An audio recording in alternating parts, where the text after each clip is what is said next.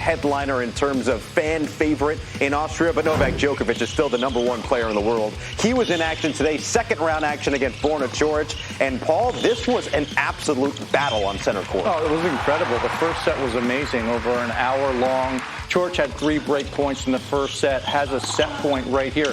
He wants this passing shot back right there, can do whatever he wants. Novak guesses right, closes it down, saves off those set points, does a really nice job. And right here, finally at 12-11, these guys had a bunch of wars of attrition in the rally.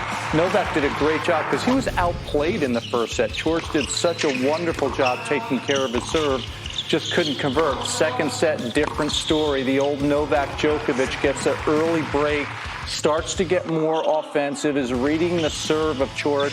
And just look at the athleticism here. First this get, then another one, then watch Novak recover and come forward, put the volley behind Coric to win the point. So Novak really started to click in the second set. Coric, I didn't think, played bad, got down 1 break. And then here on match point, this is all about the oppressive nature of Novak Djokovic's will. That's what happened in the second set. And that man once again found a way to build his momentum and get the win. Novak Djokovic threw in straight sets. Here's what he had to say after the match. Yeah, the tiebreak again, like yesterday against Krajinovic, decided the match, I guess.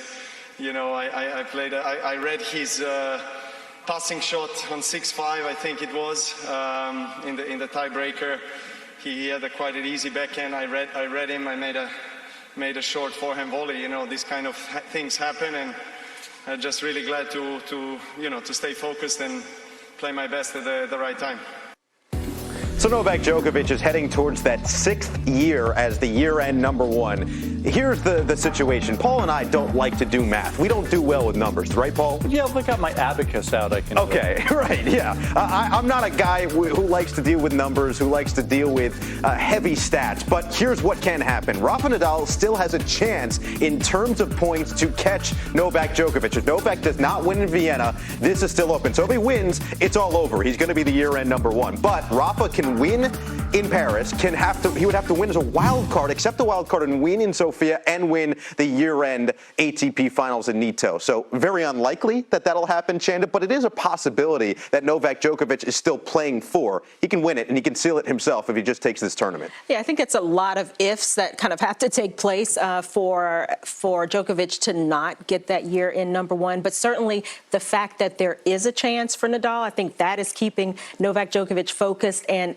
he's got his eye on that accomplishment, on that stat. And so you look at the way he's playing, you look at the road for him, and it seems pretty likely. Yeah, we'll see. Yeah, but don't you think at this stage, Chanda, all these players are playing for history, right? I mean, it's like Serena, too.